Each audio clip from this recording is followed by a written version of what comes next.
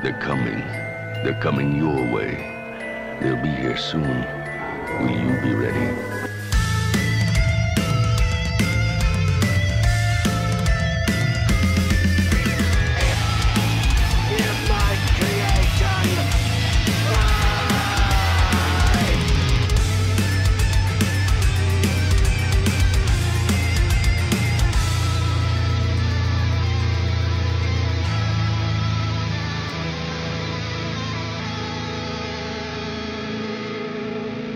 The summer of 1999, a perfect time for movies. Everyone's out of school, and it's time to use up your allowance on confectionaries and movies.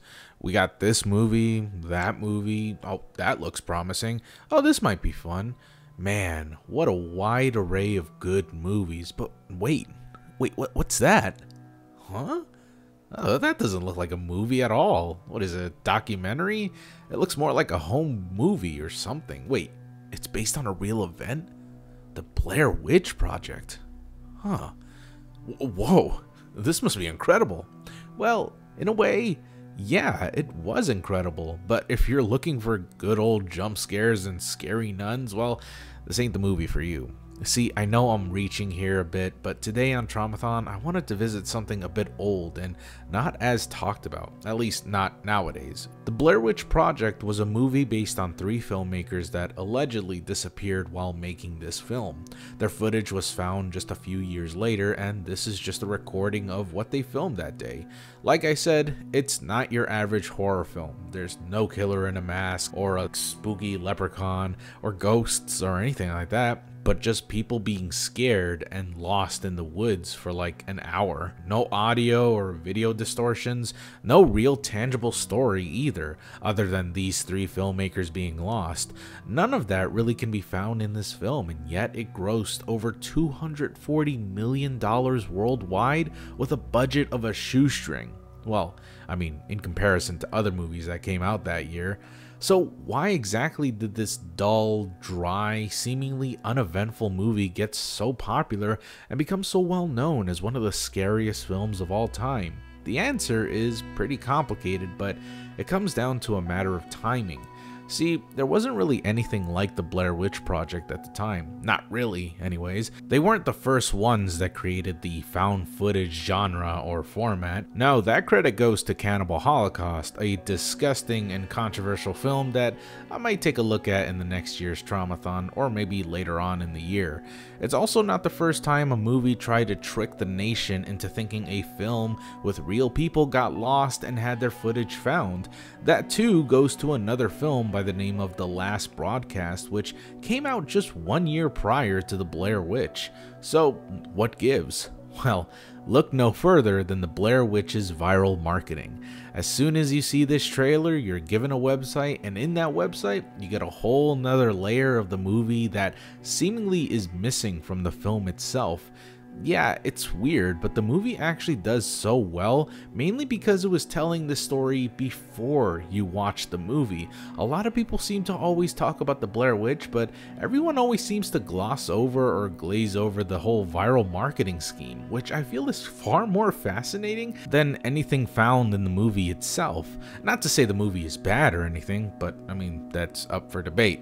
The real show starts prior to the film's release, where the film's crew started talking about the film to locals across America.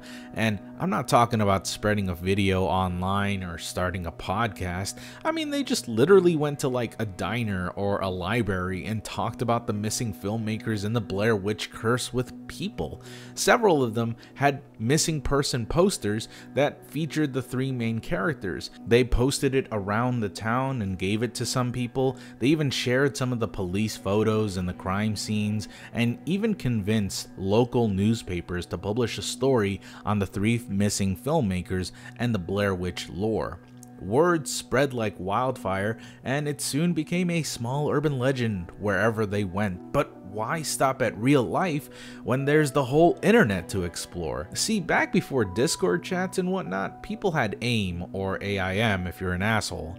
The marketers behind the project knew very much that these chat rooms and forums were excellent places to stir up bullshit rumors and drama, so they just acted like normal people and began talking about the Blair Witch and the missing crewmates, which led people curious and sowed the seeds of belief into otherwise ignorant moviegoers. This was the perfect time to plug their website in, and plug they did, which of course leads us to the website itself.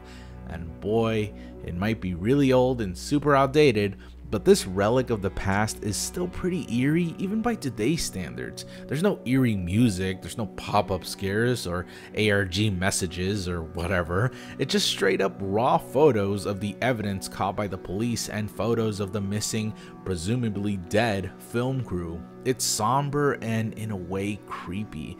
I mean, really put yourself in the mood, or in this case, the times. You were sent here by some stranger on the internet who talked about this missing film crew or whatever, and apparently they found the footage that belonged to them. And all you know is that they're making it into a movie or like a documentary or something. Once you were done praying to God that this wasn't a virus, you clicked on the link they gave you and you're here, surrounded by info on this so-called Blair Witch. What is it, like a Jersey Devil or something? You get photos of these pretty realistic crime scenes, and you get some really off-putting pictures of these possibly dead kids. Something about that just sends shivers down your spine, even if we all know the truth. It's still got that vintage 90s website vibe, probably because it hasn't been updated since the 90s, but at the time, it was being updated constantly with new photos, new stories, new pages to the mythos, all of it adding to the realism of the film even before it came out. If the Blair Witch Project was made today, well, I mean, it kind of was, but let's just forget about that for a moment. Anyways, if it were made for a modern audience, I really wonder what the film crew would do. I almost feel like there's no wonder left on the internet, and most things are debunked or scrutinized so fast that there's really nothing left to digest. People would inspect elements, find clues, make clues out of nothing, make twitlongers on why the rumor is fake. They'd try and cancel the film studio for trying to sell this story as real, citing that it affects real people who actually got murdered or got lost in the woods, etc, etc. God, me saying that makes me realize that this is exactly what would happen, and I would hate it. This is what makes the Blair Witch Project so scary. It's the realism behind this whole project. It would absolutely be ruined in today's time. The absolute hard work these filmmakers put into this illusion, the act of the film, it was all one huge charade that went on for a long time, and even went on in the movie. The three main characters, that being Heather, Josh, and Michael, head off to Burkittsville, Maryland to find out more about the legendary Blair Witch. Not much can be said about the witch itself, if it even exists, but there are several stories told by the people of this town that the woods are haunted. Something about like ritualistic sacrifices back in the 40s, a little girl who went missing in 1888 and came back talking about a woman who could float, and 5 men who were found murdered in the woods in the 1800s. This all sort of sets up this atmosphere of the woods and gives you a hint of what exactly will happen later on in the movie. Though, to be honest, you'll have to trudge through a lot of nothing in this movie before something happens. To say that this movie rewards the patient would be a total understatement. It rewards people who are into nothing, but more importantly, it rewards those who were actually into the lore and the backstory of the Blair Witch, rather than those who knew nothing at all. If you saw any of the flyers or explored the website, hell, maybe you watched the documentary made on the movie. Yeah, there was a documentary made about the movie before the movie came out. Seriously, they were dedicated in selling this thing as authentically as possible. Speaking of authenticity, did you know that they actually re-edited their IMDb's, that is the actors themselves? The IMDb profile pages of each of the actors were changed to make it seem like they really were missing and or dead. It was crazy. Not only that, the actors who played the three filmmakers were seldom ever in contact with the real film crew behind the scenes. They were allegedly being tormented by the crew from a distance for days and days out in the woods, you know, to make it feel as realistic and authentic as possible. Not to be like dickish or anything, though it's still a pretty dickish move. The producers would blare out, no pun intended, generic yet spooky sounds like children laughing and spooky ambient sounds and screams. Every morning, the three actors would be given instructions via a note left in the front of their campsite, which just told them what to do, where to go, what to act out, scenes to film, and all that junk. They basically had to do all of that themselves, while the real film crew sort of took a backseat approach to the film. But they were always watching the crew at a distance. Knowing that kind of gives you a new perspective on the film, making it almost feel like someone's constantly watching. Yet it works because technically in the movie's lore, there is someone always watching. And that's the witch itself in the context of the film. But if we were to talk about the behind the scenes stuff, then it's still true. Someone is watching, and that is the entire film crew in the context of the movie's production. It really gives you this sense of anguish the characters and simultaneously the actors are feeling. The thing that makes this work out even more is that the actors themselves, pardon me if this is rude, don't really look like superstars. They just sort of look like normal college students who got lost in the woods. They're way in over their heads and they're just scared, hungry, and desperate. It gives you this sense of realism no other film can give you, probably because it's just too crazy to think. A slow-paced horror film with a small budget? Who the hell's gonna watch that? Can't we just hire like passably pretty people on screen and maybe good old jump scares? There's nothing here that's scary. All these fuckers do are just look at twigs and get scared and shit. That's not scary. Have a big epic chase scene and make everyone scream all the fucking time. Show the witch and make her look really cool and ugly and dangly and ugh, it's so scary. I mean, seriously, that describes practically every film nowadays. Hell, to be honest, even before the Blair Witch came out, they were still doing this old tiresome formula of just having pretty people get killed by really spooky monsters. Seriously, look no further than the new Blair Witch movie, which had practically 100 times the budget the first Blair Witch movie had, with a much better camera, much more appealing Saturday morning cartoon actors, with an over-explained plot, stupid effects, stupid plot. Hey, God. Fuck off.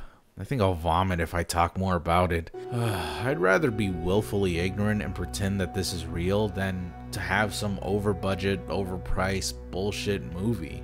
I mean, that was the mindset people had while watching this movie anyways.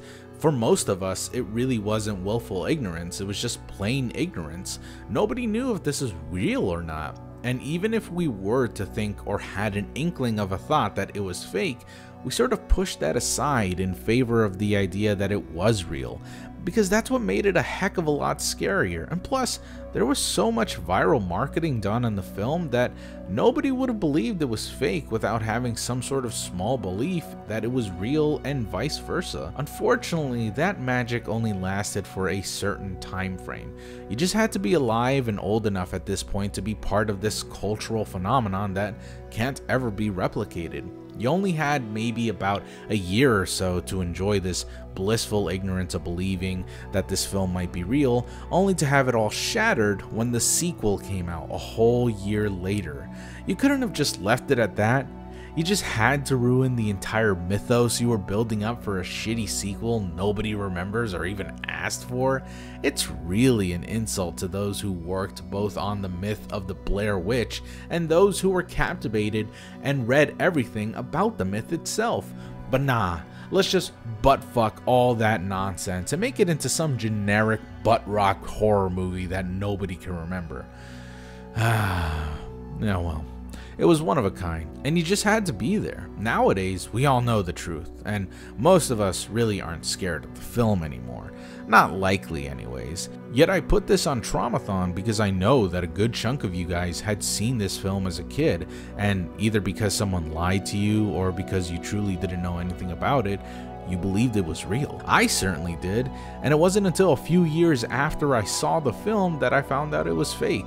In fact, I'm pretty sure I was in high school when I found out it was fake, which sort of demystified the whole movie for me and kind of made it a lot duller, though I still enjoy watching it nonetheless.